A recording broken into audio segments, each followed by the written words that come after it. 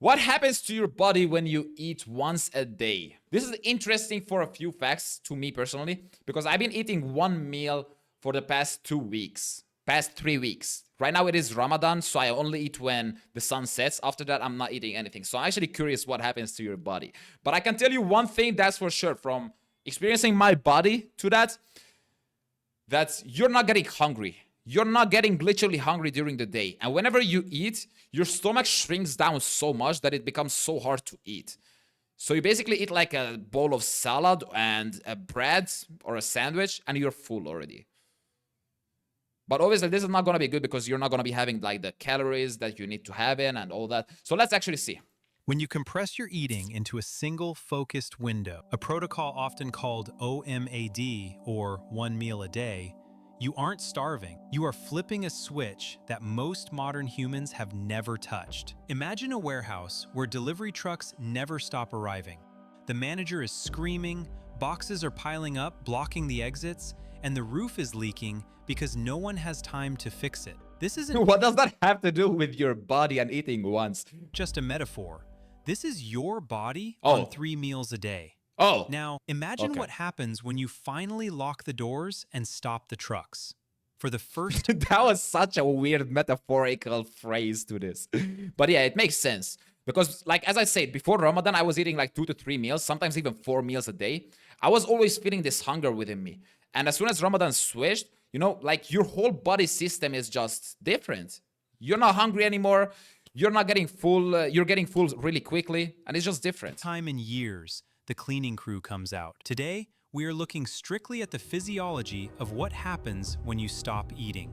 We're going to walk through the 23-hour timeline, hour by hour, so you can understand exactly why waiting for that one meal might be the single most powerful decision you make for your health. Let's start.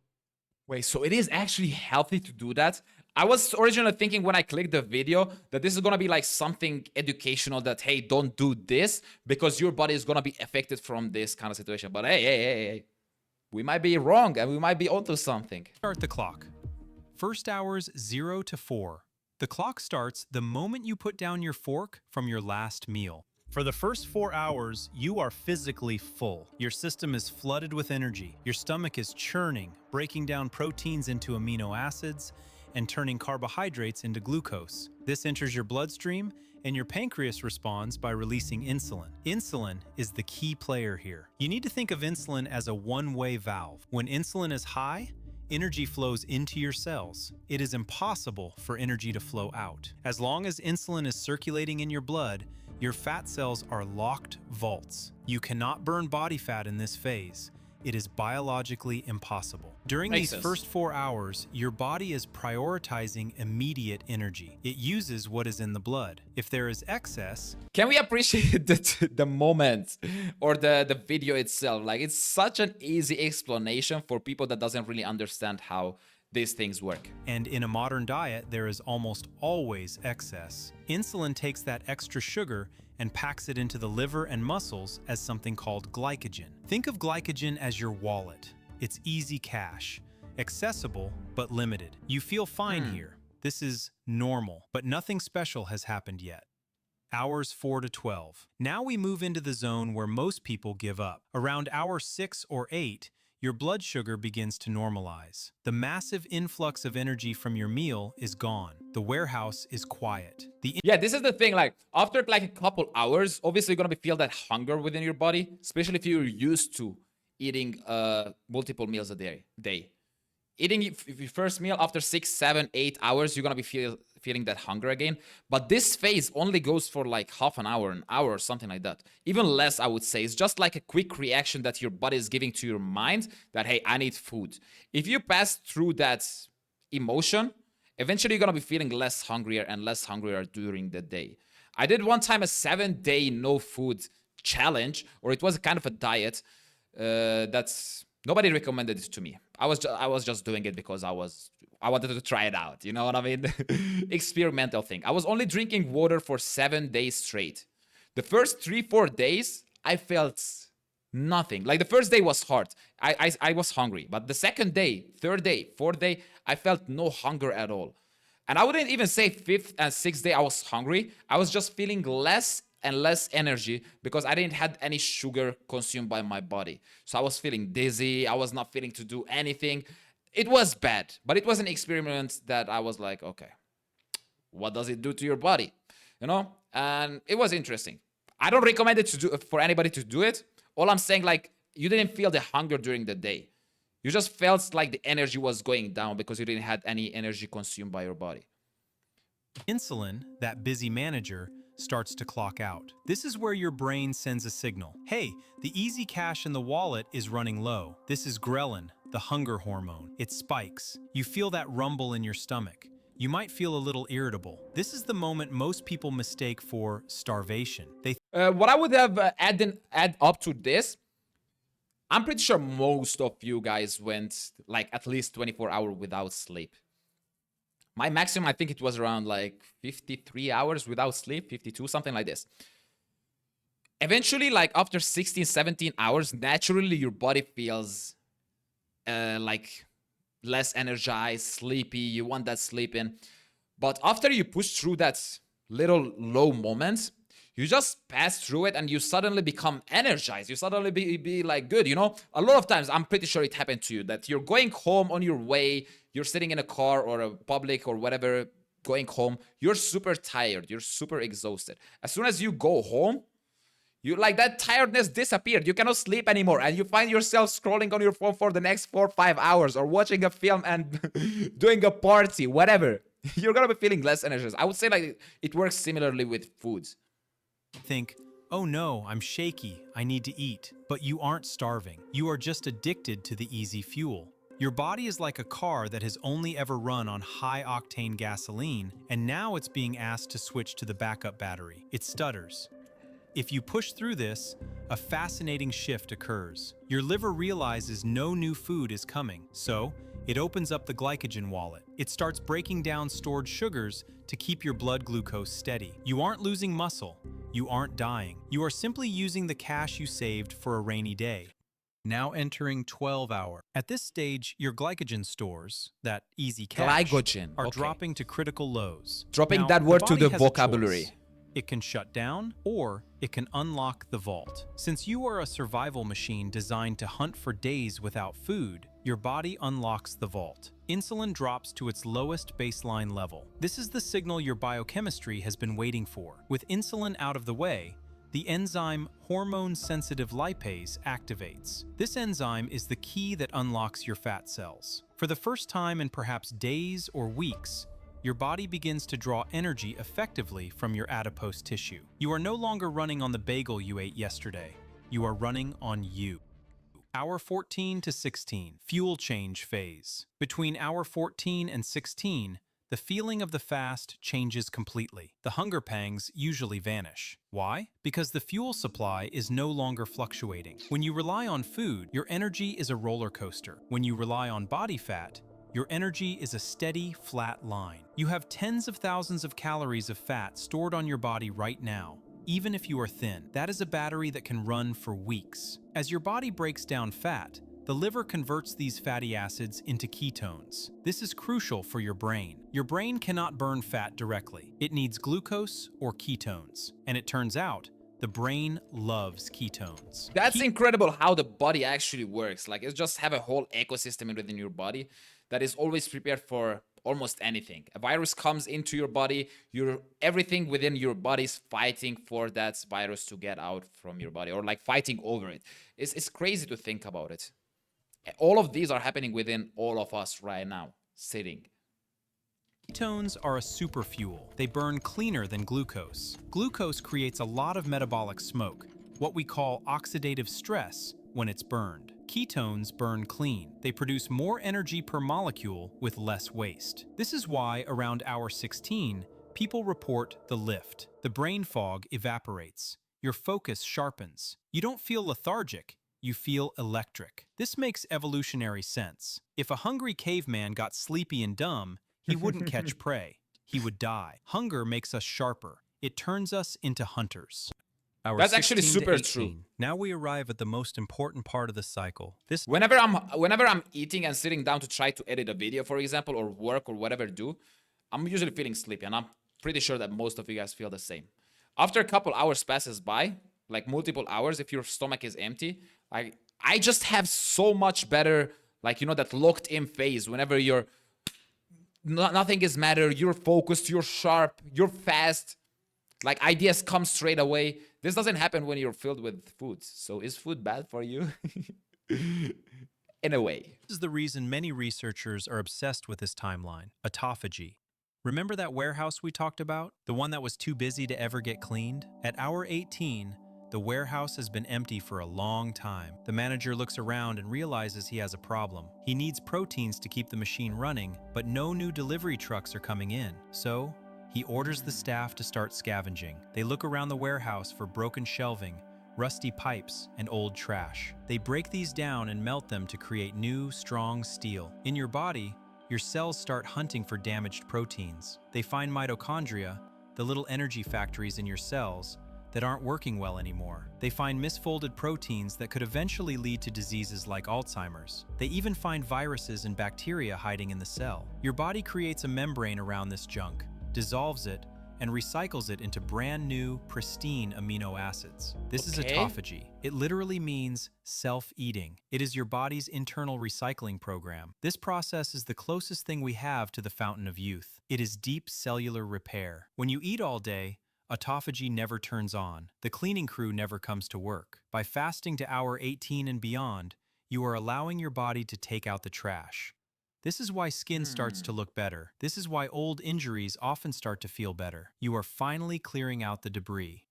Hour 20 to 22. Now the skeptics will say, but wait, if my body is eating itself, isn't it eating my muscle? This is the most common myth, and it is physiologically backwards. At hour 20, as you get deep into the fast, your body releases a counter-regulatory hormone to protect you. This is human growth hormone, HGH. Studies show that during fasting, HGH can spike by 1,300% to 2,000% or more. HGH is a muscle-sparing hormone. It acts like a force field around your lean muscle tissue. It tells the body, burn the fat, but do not touch the muscle. We need the muscle to go hunt. Your body is incredibly smart. It is not going to burn your furniture, your muscles, to heat the house when you have a shed full of firewood. I mean, there is a lot of theory about this. Like I heard a lot of times like, hey, you need to keep eating protein. You need to have your calories in within your day. Because otherwise your muscles are going to be burning. You know what I mean? I would say like if you work out regularly, you need to eat. I don't know, bro. I don't know. But at the same time, like if you don't eat, you're going to be having less energy to that workout. That's just a fact. Maybe in the beginning. But if you're used to it and you have it like settled within your system, like, hey, you just eat once a day, you're going to be feeling energized.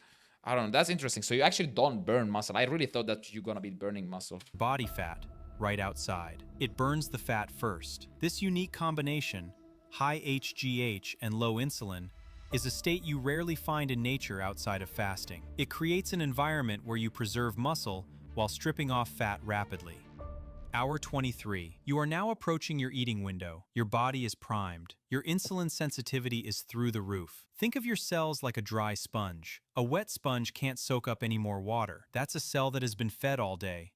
But a dry sponge, a fasted cell, is ready to absorb. Your digestive system has had a 23-hour rest. The inflammation in your gut lining has had time to settle. The bad bacteria in your gut, which thrive on constant sugar, have been starved back, while the resilient good bacteria remain. You are running on pure fat. Your brain is lit up on ketones. Your cells have recycled their waste. Your growth hormone is peaking. You are not weak. You are optimized. Now the clock hits hour 23. It is time to eat. This is where many people fail. Because your body is so absorbent right now, what you put in matters twice as much. You cannot treat this meal like a reward for suffering. You have to... Okay, yeah, this is where I'm really falling off. Because during Ramadan, yeah, you fast for like majority of the day. But whenever it comes time to eat, you just eat everything and anything. Like what's the meal looks like on that table? You're gonna be seeing at least 8 different foods, sweets, sugar, oil, everything, bro. It's just not healthy. So maybe that's why we're really messing it up. Because I generally cannot really work out properly during while I'm fasting. After I eat and like, you know, settle that down, like the first 4 hours is like just normal. After that, like from hour 4 to hour 10, I would say like this is the most active my body is. Obviously, I'm not like staying up 24 hours, so I'm always also having like 6, sometimes 7 hours of sleep. So let's deduct that. But yeah, by like the time before I go to bed, I'm already like super exhausted and tired and hungry. Okay, but I don't like to eat before going to bed. But yeah, I think that's where the mess up is really happening on what you consume. Treat it like building material. If you break a 23-hour fast with a pizza and soda, you are flooding a sensitive system with garbage. You will crash hard. The massive sugar spike will cause an exaggerated insulin response, and you will end up feeling tired and bloated. That's what's happening, bro. Exactly, we found it, guys. You need to continue the logic of the fast. Step 1 is the foundation. Start with protein, high-quality protein, steak, eggs, salmon, chicken. Your body is desperate for amino acids to rebuild the structures it broke down during autophagy. This is where the muscle repair happens. Step 2 is the energy. Add healthy fats, avocados, olive oil, butt, nuts. Since your body is already in fat-burning mode, eating fat keeps that metabolic machinery running smoothly. It keeps your insulin response moderate. Step 3 is the micronutrients. You need volume. Since you are only eating once, you can't get your potassium and magnesium from small snacks. You need a large volume of vegetables, leafy greens, cruciferous vegetables, fermented foods like sauerkraut. These provide the minerals that prevent cramps and fatigue. When you eat this way, nutrient-dense and high satiety, you will find something surprising. You get full fast. Your hormones, leptin,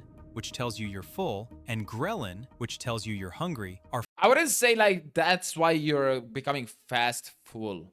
I would say just because your whole stomach shrinks down from not eating, obviously, whatever you're gonna be eating, you're not gonna be able to eat a lot. Because I usually, like, it's not like I eat junk, but I also don't eat that healthy, if it makes sense.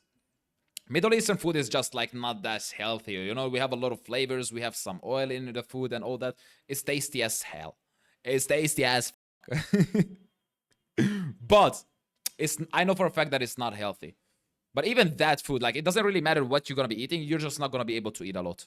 finally communicating properly. You stop when you are nourished, not just when you are stuffed.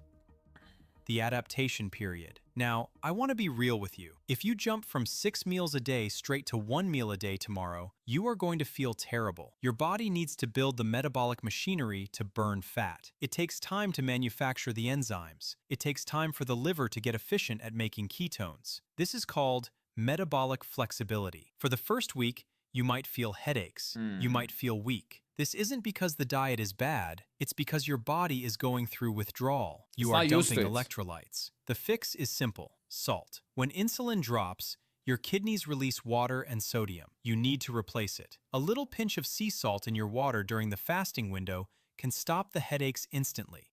Don't rush it. Push your breakfast back by 2 hours, then 4, then skip it, then push lunch back. Ease your body into the water. Don't just dive into the deep end. And fasting is a stressor on the body.